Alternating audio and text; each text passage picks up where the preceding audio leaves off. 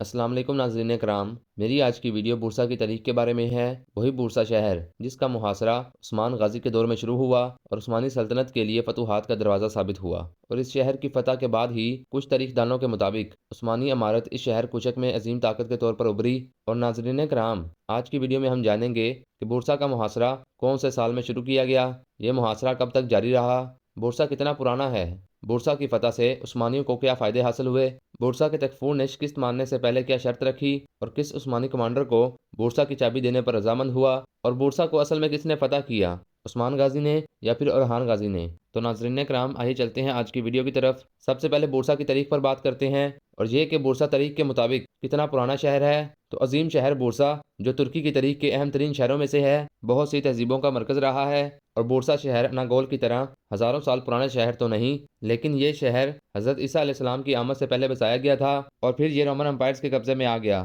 اور جب Roman umpire کو دو حصوں میں تقسیم کیا گیا، یعنی کہ مشرقی رومن امپائر اور مغربی رومن امپائر، تو مشرقی رومن امپائر جس کا نیا نام بازنطینی سلطنت تھا، تو بورسا کا علاقہ اس سلطنت کے اندر آ گیا، اور عثمان غازی کے دور تک یعنی 14ویں صدی عیسوی میں بورسا ایک کافی بڑا شہر بن چکا تھا۔ اس کے بعد آتے ہیں ناظرین کرام اس ایک انتہائی اہم سوال کی طرف، جس پر تاریخ دانوں کے درمیان اکثر بحث ہوتی ہے، اور وہ یہ کہ بورسا کا محاصرہ کتنے عرصے تک رہا۔ تو کچھ تاریخی سورسز کے مطابق بورسا کے محاصرے اور فتح میں 23 سال لگے۔ ناظرین کرام، سب سے اہم سوال یہ کہ بورسا کس نے فتح کیا، اورحان بھائی نے یا پھر عثمان بھائی نے؟ تو اس بارے میں مورخین کے ایک گروپ کی رائے یہ ہے کہ عثمان بھائی نے بورسا کے لیے 11 سال جدوجہد کی، لیکن اسے فتح نہ کر سکے، اور ان کی وفات کے بعد اورحان غازی نے اس شہر کا محاصرہ کیا اور 6 اپریل 1326 میں اسے فتح کیا۔ ایک ایسا وقت بھی آیا جب عثمان غازی اس محاصرے کے دوران بیمار پڑ گئے، جبکہ ادھر اورحان غازی نے کنار پاش کے علاقے میں اپنا ہیڈ کوارٹر قائم کیا اور بورسا کے قلعے کو گھیر لیا۔ اس طرح بازنطینی سلطنت کی طرف سے بورسا کو جو مدد ملتی تھی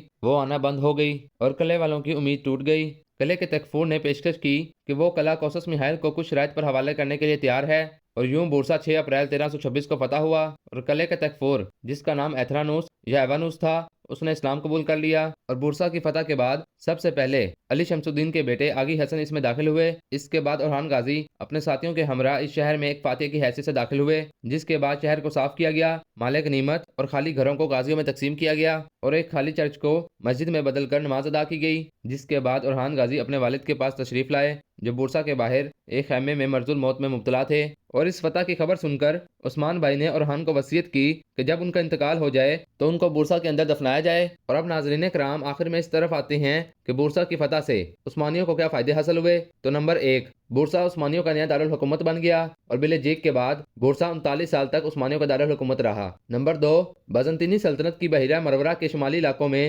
سرگرمیاں ختم ہو گئیں۔ نمبر 3، بورسا میں ہونے والی ریشم کی تجارت کا کنٹرول عثمانیوں کے ہاتھ میں آ گیا۔ تو ناظرین کرام، یہ تو تھی میری آج کی ویڈیو۔ اپنی رائے کا اظہار کمنٹس میں ضرور کیجیے گا۔ میرے چینل پر آنے کا شکریہ۔